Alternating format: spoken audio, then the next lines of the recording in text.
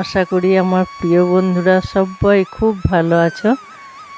আজ সকাল থেকে যেমন চলে প্রতিদিনের মতো কাজকর্ম চলছিল, হঠাৎ করে ইচ্ছা হলো একটু বেরোবো ঘুরতে, তাই চটপট রেডি হয়ে বেরিয়ে পড়লাম। আর আস্তে আস্তে রাস্তার পাশে আমরা যা দেখতে পাচ্ছি সেগুলোই তোমাদের দেখানোর চেষ্টা করছি। দেখো, আজ ইচ্ছা করেই হেঁটে এসেছি।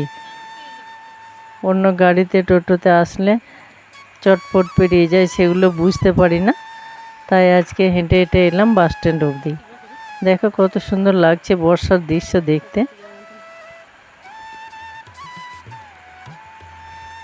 টোটো বা গাড়িতে আসলে অন্যের মতে আসা যাবে, তাই আস্তে আস্তে হাঁটতে হাঁটতে বেশ আমেজ নিয়ে চললাম।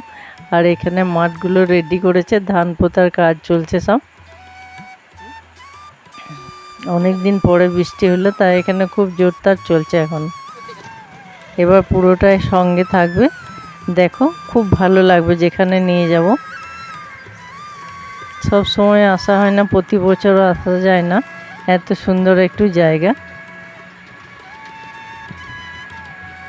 রাস্তায় কত চললো সবাই দেখে নিশ্চয়ই বুঝতে পারছো কোথায় যাচ্ছি আমরা। প্রচুর ভিড়, রাস্তাতে প্রচুর ভিড়। আসার সময় যে দেখা গেলো ট্রাকগুলো দুর্গাপুর থেকে দুবরাজপুর অবধি ট্রাকগুলো পুরো দাঁড় করিয়ে দিয়েছে, বলছে যে ভক্তদের অসুবিধা হবে তাই ট্রাকগুলো যেতে দিচ্ছে না। কথা বলতে বলতে চলে এসেছি একদম মন্দিরের গেটের কাছে। আর এখানে একটা বিয়ের গাড়ি ও আটকে গেছে, পেরোতে পারছে না। এবার দূর থেকে আমি দেখছি যে রাস্তাটা কিভাবে পার হব। দেখতে দেখতে একটু কিছু ভিড় কমতে ওদের পিছন পিছন আমিও হাঁটতে শুরু করলাম। প্রচুর মানুষ এসছে আজকে জল ঢালার জন্য। আর এখানে একজন দাঁড়িয়ে আছে ঘোড়া নিয়ে, ছোট ছোট বাচ্চাদেরকে চাপাচ্ছে। আর ওদের কাছ থেকে পয়সা তো নেবে, ওর ওটা ব্যবসা। এবার দেখো চলে এসেছি মন্দিরের কাছে। পুরো মন্দিরটা একদম সাদা, দেখে মনে হচ্ছে যেন একদম আকাশ ছুঁই ছুঁই। আর চারিপাশে মন্দিরের যতটা সম্ভব দেখানোর চেষ্টা করব। দেখো গাছে ভরা, প্রচণ্ড রোদ গরম, তার মাঝেও ছায়া আছে অনেকটা। ঠিক মন্দিরের সাইডের অংশ এগুলো।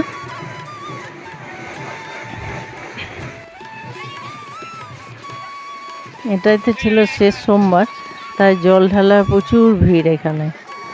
আর দোকানও বসেছে বেশ কিছু। লোকজন মানেই তো দোকানপাট একটু থাকবে। দলে দলে মানুষ আসছে, এখন এত বেলা তবুও আসতেই থাকছে। আর যে কাঁধে বাঁকগুলো নিয়ে জল ঢালতে আসছে ওগুলো দেখবে কত সুন্দর সাজিয়েছে, দেখতে এত ভালো লাগছে।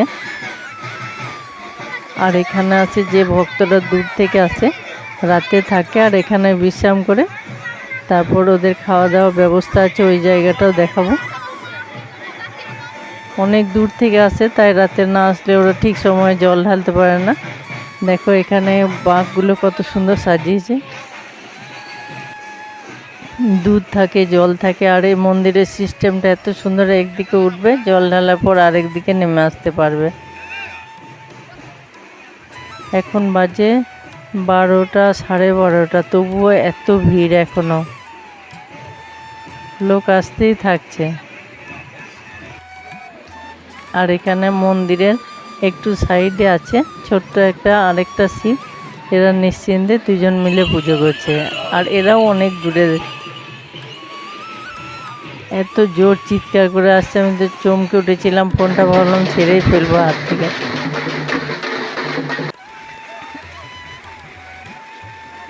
এরা সবাই দূর থেকে এসছে, জল ঢালার পর একদম ফাঁকা নিরিবিলিতে এসে এরা একটু বসছে এখানে।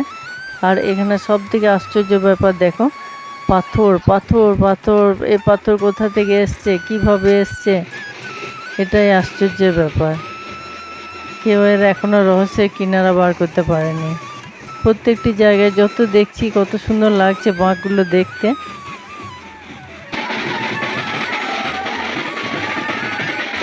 এরা জল ঢেলেছে, আগে দূর থেকে এসছে। এবার দাদু উঠতে পারছে না, এর নাচার কাজটা বসে বসেই সারছে। কত আনন্দ করছে, যে যেমনভাবে ডাকে। সবার তো ডাকা একবার, কেউ নাচ, কেউ গান, কেউ মনে মনে যে যেমনভাবে যার যেমন ভাব তার তেমন লাভ, সবাই তো একভাবে ঢাকতে পারে না। কেউ এসছে বিশাল বিশাল ঘোড়াতে দুধ নিয়ে জল নিয়ে, আবার কেউ এসছে ছোট্ট একটা ঘটিতে একটু জল, দুটো বেলপাতা দিয়ে। আর এই জায়গাটা কোথায় এসছি তোমাদের বলে দিই, এটা হচ্ছে বীরভূম দুবরাজপুর পাহাড়ের সব মামা ভাগ্নে পাথরের নাম নিশ্চয়ই শুনেছ। এটা এসছি সেখানে শিব মন্দিরে। যতটা পাচ্ছি গাছের লম্বাগুলো দেখো, তাহলে পাথরটা কতটা উঁচুতে আছে সেটা বোঝা যাবে। এই মামা ভাগ্নে পাথর নিয়ে একটা প্রশ্ন ছিল, সম্ভবত 2023 সালের দাদাগিরির মঞ্চে, যে মামা ভাগ্নে পাথর কোথায় আছে, এরকম একটা প্রশ্ন ছিল। দেখো পাথরের মাঝে মাঝে কত সুন্দর রাস্তা করে দিয়েছে, চারিদিক থেকে ভক্তরা আসছে জল ঢালার জন্য। আর এইটা উঁচু দেখো, বিশাল উঁচু, গাছটাকে লক্ষ্য করলে বোঝা যাবে যে পাথরগুলো কতটা উঁচুতে আছে। কোনো পিলার বা কোনো সিমেন্টের গাঁথনি দিয়ে আটকানো নয়, পাথরগুলো দেখে মনে হয় যেন ঠিক আলতো করে বসানো আছে। অথচ কত প্রাকৃতিক দুর্যোগ আসে, পাথরগুলো কিন্তু নড়াচড়া হয় না একটুও, একইভাবে আছে। আর তোমরা যদি বলো যে মামা ভাগ্নে পাথরটা আরও কাছে থেকে দেখতে চাও, তাহলে জানিও মন্দিরের ভেতরটা আর মামা ভাগ্নে পাথরটা পাহাড় একদম কাছে গিয়ে দেখানোর চেষ্টা করব আমি অন্য একটা ভিডিও। আজকে এটা যেমন এসছি, আমি অতটা উঁচুতে আজ উঠতেও পারবো না, মন্দিরের ভেতরেও ঢোকা যাবে না এখন আমাদের, তাই বাইরের সমস্ত জিনিসগুলো তোমাদের দেখালাম। দেখো কত গাছ আর কত পাথর, সাধারণত এরকম দেখা যায় না অন্য কোথাও, মন্দির থাকে ভালো ভালো, অনেক দূর দূর থেকে মানুষ এখানে দেখতে আসে। এটা বিরাট বীরভূমের একটা আকর্ষণ।